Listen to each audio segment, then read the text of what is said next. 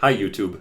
If you own a digital piano or you're thinking about getting one, I'm going to show you 5 really cool things that you can do with it that you probably never thought of. Ways that you can use a digital piano to practice more effectively and to learn pieces faster.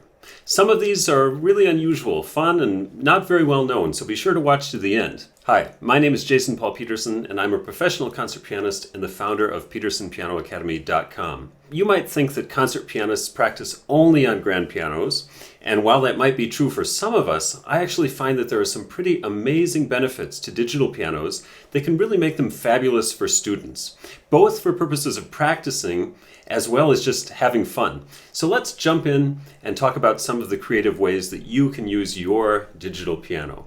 Number 1, high-quality software instruments. The typical built-in sounds of any digital piano on the market are never really that great. Take my word for it.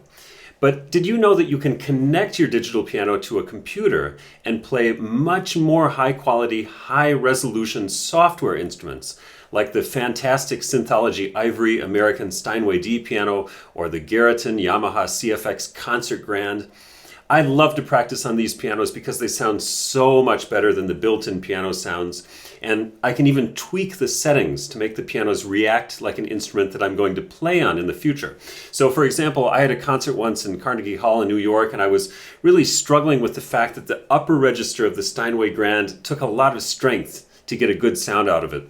And my rehearsal time in the hall was limited, but after the first rehearsal, I went back home and tweaked the software instrument to replicate what I was struggling with in the concert hall. Similar acoustics, similar response in the upper register, and that allowed me to practice on a piano that sounded and reacted very similar to the one in Carnegie Hall. And all you need to use these high-quality software instruments is a laptop or a tablet and a MIDI cable to connect your digital piano. Number 2, record yourself and analyze your playing.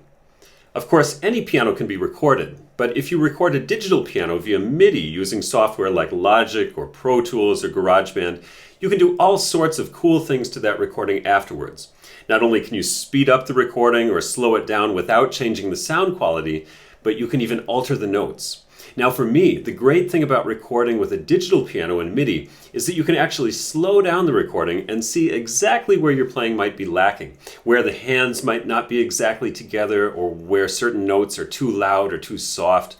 All of those things are incredibly easy to analyze, again, simply by connecting your digital piano via MIDI to any computer. Number 3, playing along with recordings. I love to play along with recordings of famous pianists. For me, it helps me to feel so much better what some great pianist is doing when I actually play along and imitate everything that I can. Now, the problem with using an acoustic piano for this is that it's usually much too loud, and the sound of the acoustic piano drowns out the recording I'm listening to. But a digital piano solves this problem because I can turn the volume way down so that I can play along with the recording with full strength. And some digital pianos, like the Yamaha P515, for example, which I have built-in Bluetooth loudspeakers, so you can actually play the recording through the piano itself. I find this a really great practice technique for classical pianists, as well as blues, rock, or jazz pianists who might want to try playing along with a famous band. This tutorial is just the beginning. Start your free trial at PetersonPianoAcademy.com, where you'll find more than 200 step-by-step videos that will take you all the way from your first notes through advanced techniques and pieces. Number 4, record one hand and play along with the other. Sometimes when you're learning a new piece, it can be a little overwhelming to play both hands at the same time. But if you just play one hand, it can be hard to get a sense of what the piece sounds like with both hands together. And here's where the digital piano can really come in handy. You can very quickly record one of the hands and play along with the other. And it's much simpler to do this with a digital piano than with an acoustic one. So this is a great practice technique that you can use using your digital piano. Number 5, compose music.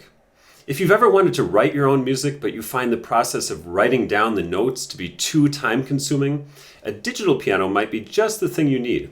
All you need is some free software like MuseScore and a MIDI cable to connect your digital piano to the computer. Now, MuseScore is an incredibly powerful music notation program. It's open source.